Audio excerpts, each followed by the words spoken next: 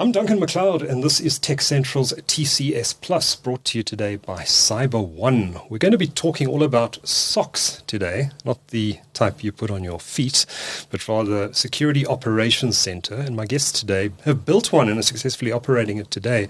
I'd like to introduce you to my guest now. Simon Perry is Chief Technology Officer at CYBER1 Group, and Simon is joined in the studio today by Gerald Naude, who is head of the SOC. Welcome to both of you, and thanks for making the time to talk to TechCentral today. Thank you. Thank you. Simon, let's start with the basics.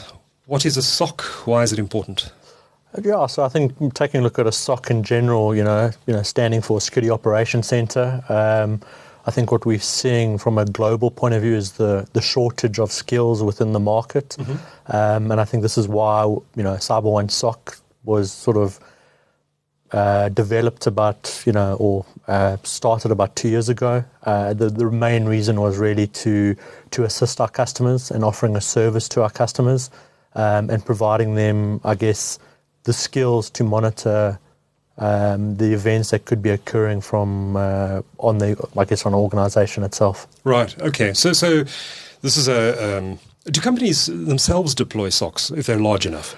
Yeah, they do. I mean, taking a look at some of the financial sectors out there, there are a lot of organizations have internal security operations centers. I think the biggest issue that they're facing, and I think we're facing, I touched on it, is the skills shortage. Okay. Because you're looking for guys who've got the experience and have been able to work in those type of conditions. Security operations centers, 24/7, 365, days a year along those lines, and we need to make sure that the right people are looking at the screens to report back to the business. Yeah. So it would make sense in many cases, because of the skills shortage, but other issues, costs as well, I assume. Oh, definitely. To consider a third-party SOC rather than building your own, even if you're a large company. Yeah. Security operations center could cost millions to build, and then the SOC is generally built into three areas: people, processes, and technologies. Okay. Trying to find the right people can be a problem. Technology is very expensive. You need to make sure that you get the right tech in place. It integrates with, existing sort of vendors and solutions that customers might have already invested in. And then sort of building the process to make sure that internally you're following the right sort of workflow to provide that service to customers. Gerald, take us through building a security operations center. What's involved? How long does it take? What do you have to do? Yeah, so there's a lot of, as Simon mentioned, processes and policies. Like the paperwork behind getting the structure of the SOC is very important before you even start looking at technologies and people. It's very important that when you look at the technologies, you do comparisons, you do reviews, you test, you do proof of concept, trial demos, you speak to vendors. You have to get a solid package. You have to build a solid technology package that ensures you've got full integration, you've got coverage over multiple different environments, and that's just technology. Then with people, you have to identify what are you looking for? Are you looking for the right attitude? Are you looking for the right skill? Are you combining it? And what type of levels are you building into the SOC? So there's a lot of strategy involved before you actually implement. It sounds like you need a pretty robust plan before you make any investment decision. Exactly. Yes. Specifically, and it's that times too for SOC-as-a-service, which is a shared SOC model for organizations that don't necessarily have the time or the cost or the funds to start their own SOCs. Yeah. So, one of the benefits, just to digress a bit, one of the benefits of the SOC-as-a-service model is you're dealing with so many different environments. The types of intelligence that you build in to your SOC will, taking context from one customer helps you to build better context for the next, and you sort of protect your customers off of the intelligence you've built off of all of them. And you're also more integrated into the community. So there's a lot of different benefits to that as well. Yeah. So SOC-as-a-service, or dare I say it, SOC-as. Is that a thing? SOC-as? Is that how you pronounce it? Oh, SOC-as-a-service. SOC-as-a-service. Yeah. All right. SOC-as. SOC-as. Yes. We could have a lot of fun with this. I think most people know what software as a service is. You subscribe to Microsoft 365 or Adobe Creative Cloud or whatever it is. Is this a similar sort of concept? You're subscribing to the security center as a service? I presume it's a little bit more complicated than that. What does it actually involve? So there's implementation involved, there's consultancy involved, there's strategy involved. You have to identify what the customer's environment looks like. Okay.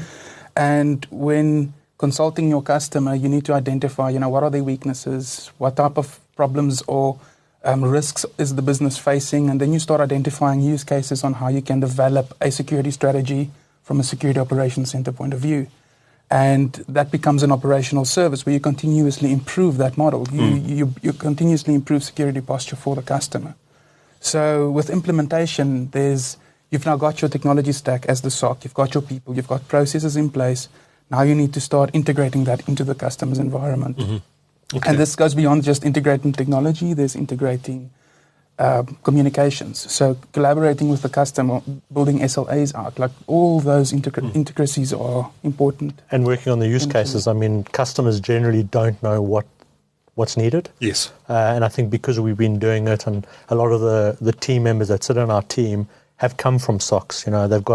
They've got 10 years experience, sitting in SOCs. So we've taken that experience and, offering to our customers and going, this is some of the key use cases that we believe that will fit your organization or the sector that you sit in.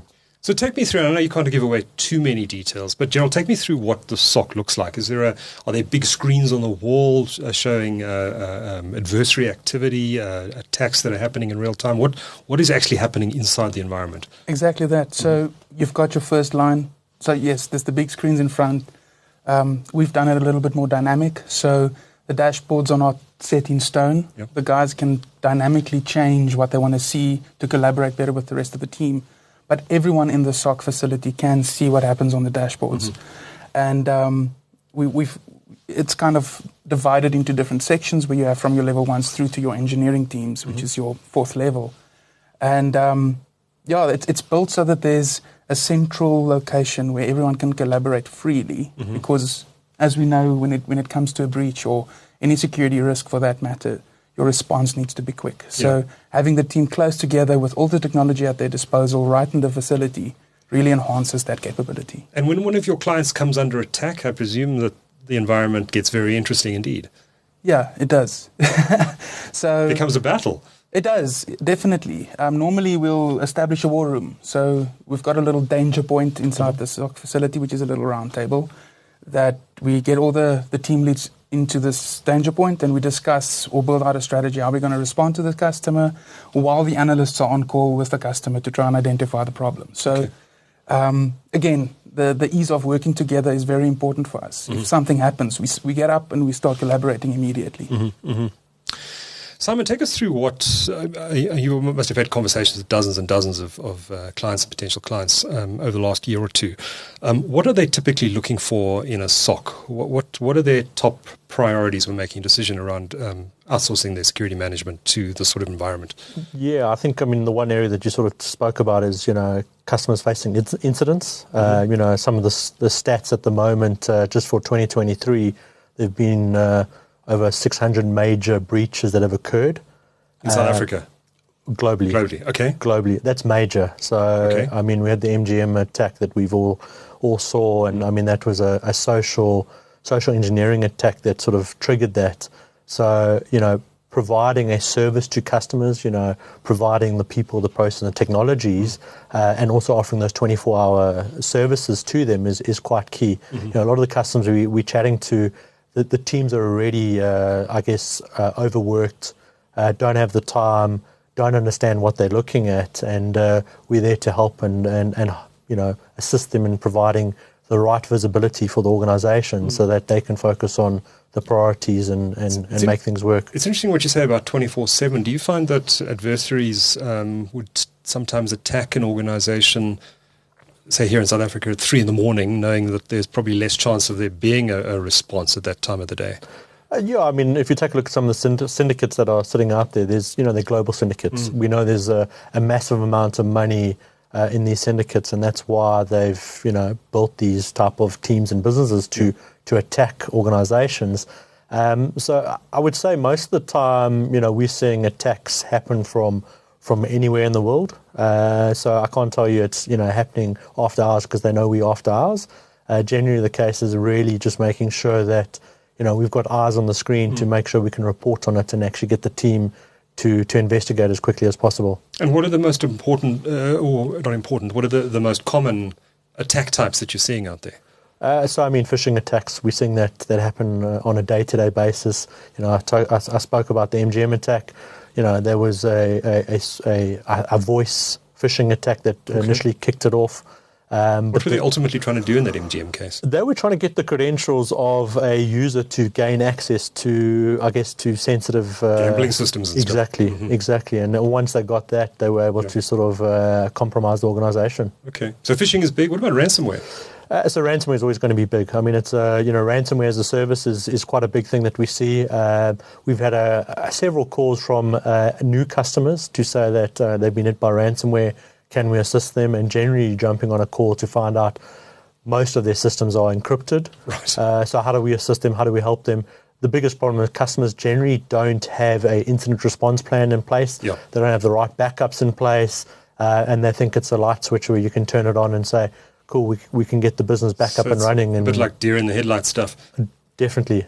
Yeah. So how do you advise organizations around ransomware? Because, I mean, this information, their sensitive data is very often encrypted, and you don't have the keys to unlock that. Yeah. Do you actually engage with the cyber criminals to No. So, I mean, the recommendations is don't engage. Okay. You never know if you're going to get your data back. If you pay on a Bitcoin along those lines, you're not aware if you're going to get those decryption keys. So how do we assist customers? I mean, generally, we take a step back. We look at some of the internal processes and policies they have in place. Like I said, it comes down to security awareness. How do we, provide the awareness to the users in the organization to look out for phishing attacks? Because generally, that's how they're getting compromised.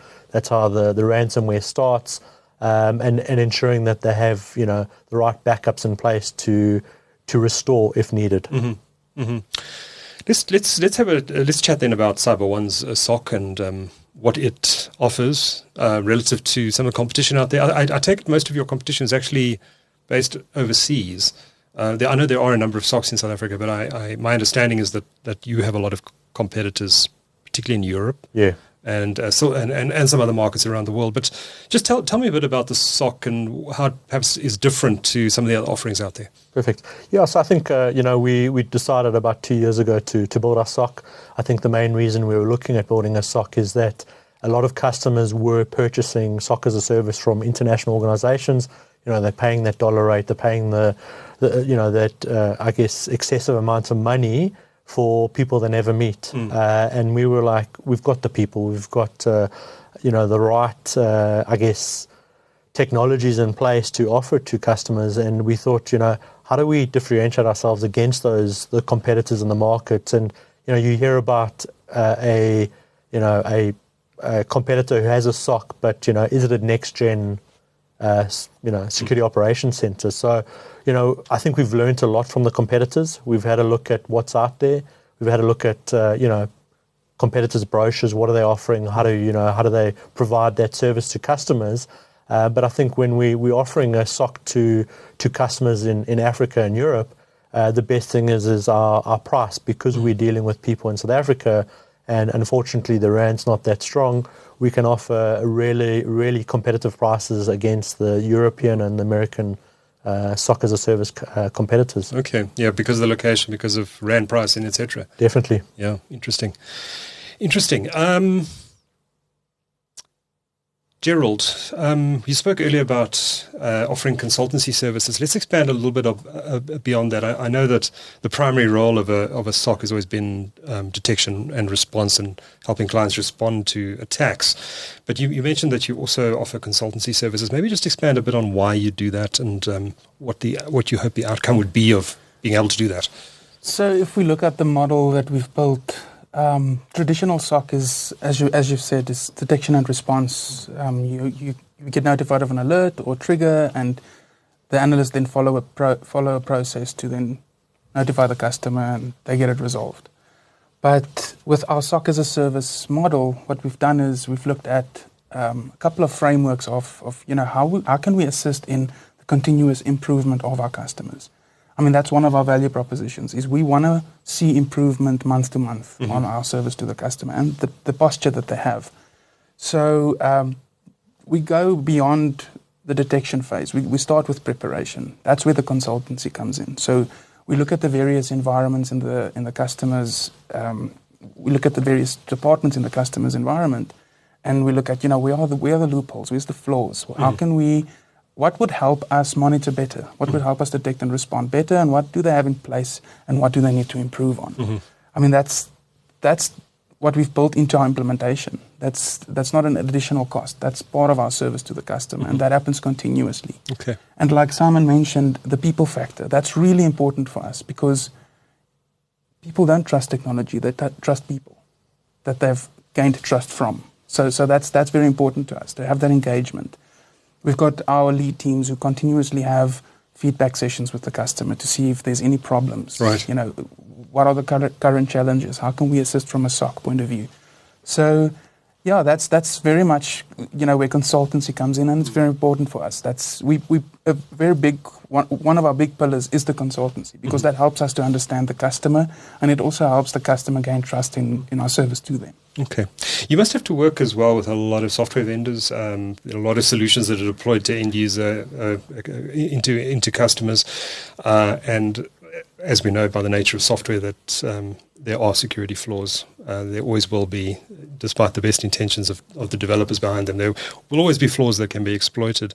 How do you work with other cybersecurity vendors and with software providers in helping companies ensure that their systems are protected and patched against holes or flaws that adversaries typically exploit? Well, you can only really do that by being integrated into communities. You've got huge communities out there in the wild that deal with, reviews and forums and development of software, and that's important for us to have that community base as well. And also, I mean, one of our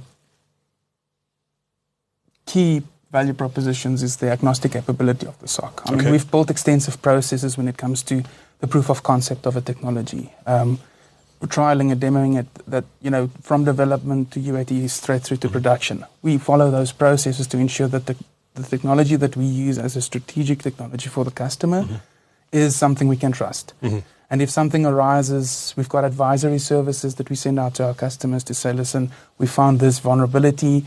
The team is busy working on getting this resolved. Right. We are integrated with vendor support, so if we identify something, we engage with the vendor to try and resolve it. So a key component of the people working, or role of the people working in the Security Operations Center, is to stay abreast of all the latest developments that are happening in the cybersecurity space, and then to inform your customers about these developments and how they may impact those end users.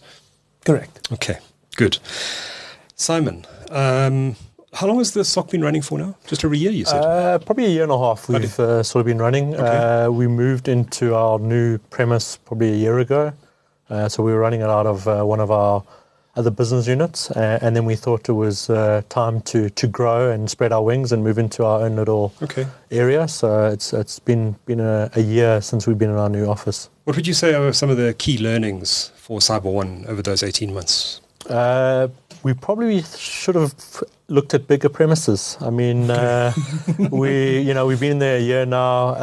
I think we're sitting at probably about 20 individuals that sit in the SOC itself. Right. And it is growing. And start 24 hours a day. 24 hours a day. So, I mean, the night shift is generally a smaller team, but during the daytime, we've got quite a full team in that office.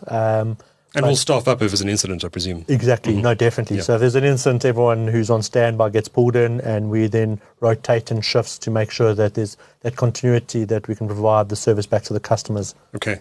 And the guys are getting enough sleep. Exactly. Yeah. Definitely. Yeah. How long does an incident response take usually? Is it just a couple of hours? Or are you on? So it varies. Days? I mean, we've been involved in some incidents that could have taken an hour and can go up to 3 weeks. Wow. Because there's that whole, I guess, the response remediation point of view on making sure that, the the bad actors are out of the environment. You've restored the organization back to where they should be, and then providing those consulting services where we say, these are the controls you need to put in place. Maybe there's some security vendors or solutions that you need to look at getting into the environment. So it varies from anything from, a couple hours to a couple of weeks. Okay, a couple of weeks. Wow. You mentioned that this is not only a South African SOC, it's being aimed at a global business audience. And you mentioned also the RAND pricing, which obviously helps in reducing costs relative to some of the SOC providers in developed markets. Are there particular geographies that you're focused on, or is this any market, any company anywhere in the world? So I think looking at CYBER1 as a whole, we generally sit in the EMEA space. Okay. So that's really where we've been focusing. Just because we've got individuals who sit in certain countries, we are able to, position with customers and provide, the insights into our SOC. But, in saying that, we've got a customer that sits in South America where we offer services to them. And I think it was really just because of our relationship with, previous individuals that we had worked with, and they liked what service we provided to them. And that's why we got a customer in South America. Okay. So if someone contacts you from anywhere in the world, you're not going to say, sorry, you're from Australia. We don't deal with Australians. We run 24/7. Okay. We want to deal with any organization that's looking for a SOC-as-a-service. Okay. Gerald, how difficult, we've touched on the skills issue, but how difficult is it for you to find the talent you need to staff the SOC? So it is quite difficult. There's a lot of recruiters that would disagree with me about what we recruit, what our criteria is. And, for us, it's really about attitude. We've had an individual that studied weather forecasting and ended up being one of our strongest people in the SOC, simply because they have the right attitude. But finding that attitude these days is very difficult. In the last 5 years, there's so many great resources and skills that have migrated to other countries. And in South Africa, the shortage in skill is real. So we are looking at ways to improve that by having the correct learnership and internship programs in place, where we can be like a watering well to start developing new skill out there. And it's something that the South African market really needs, is to have the skill in the cybersecurity field. It must be frustrating, though, to train people up and then see a percentage of those taking those skills offshore. Because cybersecurity skills are in such high demand worldwide. How do you hang on to this talent? Apart from paying them a lot of money. It's just in our culture. Yeah. There's just something about it.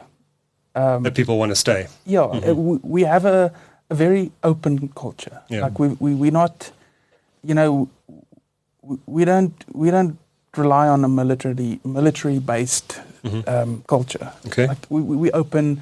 Anybody can talk to anyone. If you want to try something new, you're able to explore it. We do have structure. There is discipline in our business because it's needed, because it's a very critical business. But having that freedom of expressing yourself, the freedom of being who you are.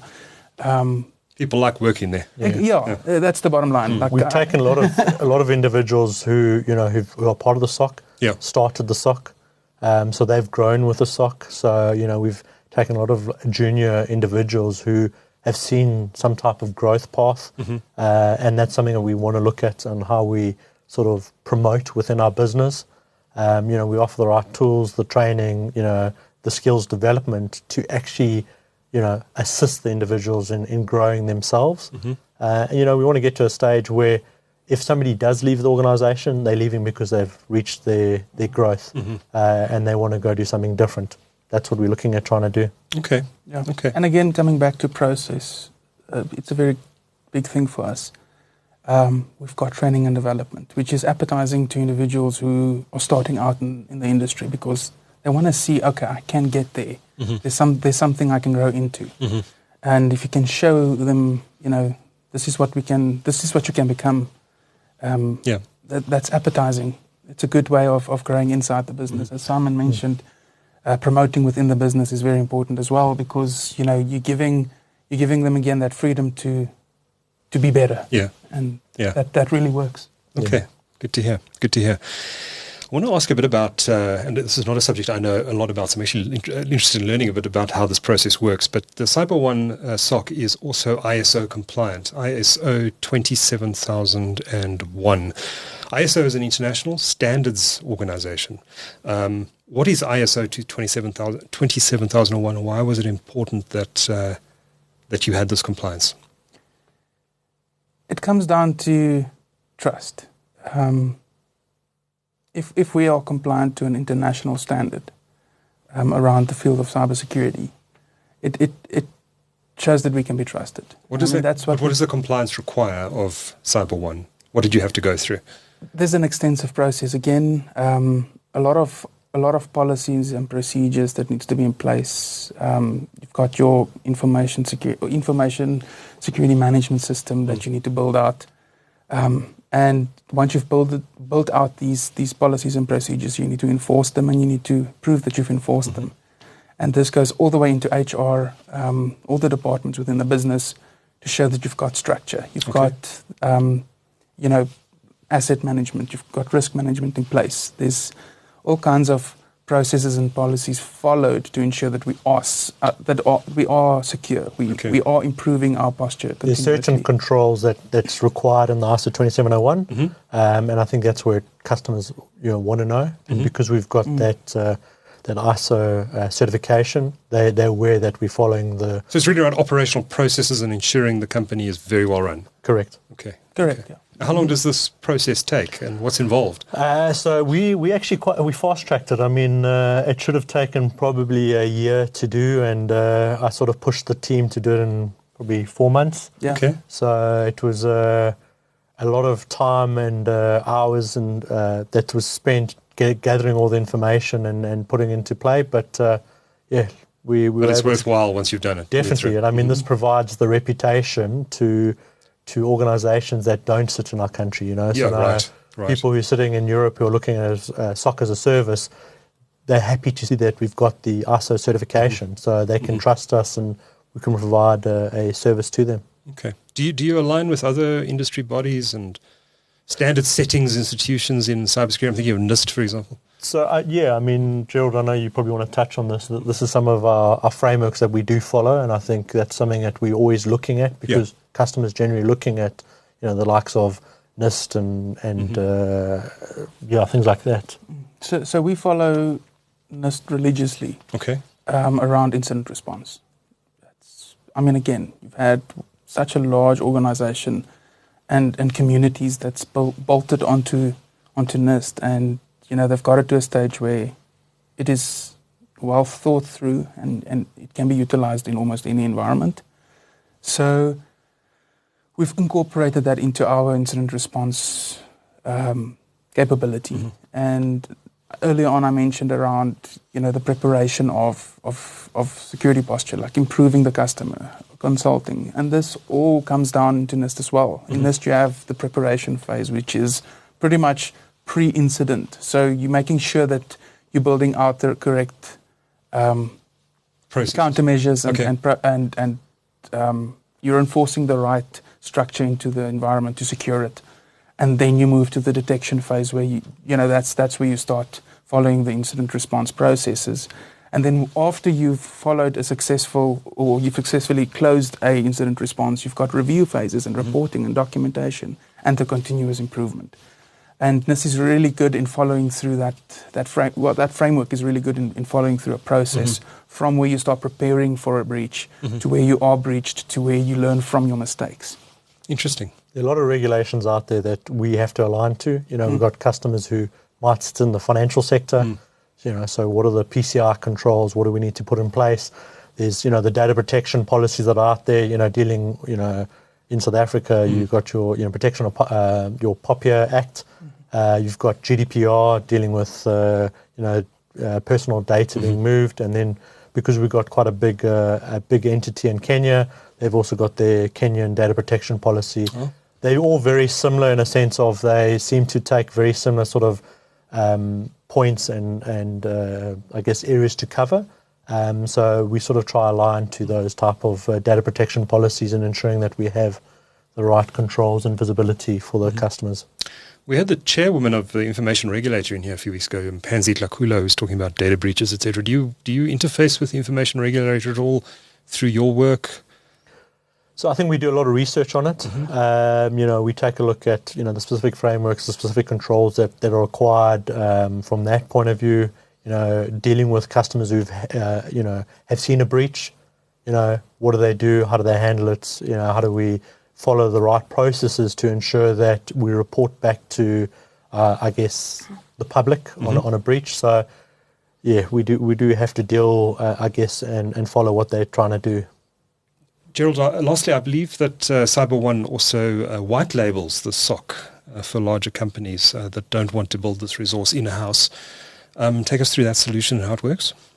So it's more like a partnership program, the white labeling we do. So it's empowering partners out there that don't have the SOC capability or the funds to deliver a SOC service. We partner with them so they can leverage our resources, basically our service, to provide to their customers.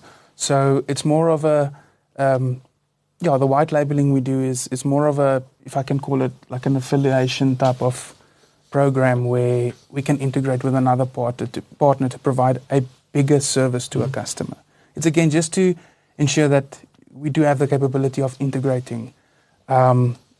Again, the biggest thing for us is to be agnostic, and even through our sales process, we want to be agnostic in that way as well. Okay. Simon, if anyone wants to reach out to CYBER1 and talk more about the SOC and learn more about what it offers, what's the best way of reaching CYBER1? I think probably the best approach is either through LinkedIn or our website, so c1soc.com. The guys can have a look on that platform. All the contact details are there, and then we generally will get Gerald and the team to set up a session with the customer, unpack what service they're looking at, and then we build the use cases to provide that service to the customer. Fantastic. That website again, you said was c1soc.com. Correct. c1soc.com. Simon Perry is Chief Technology Officer at CYBER1, and Gerald Naude is Head of CYBER1's Security Operations Center, or SOC. Thank you, gentlemen, for a great conversation. Thank you. Thank you.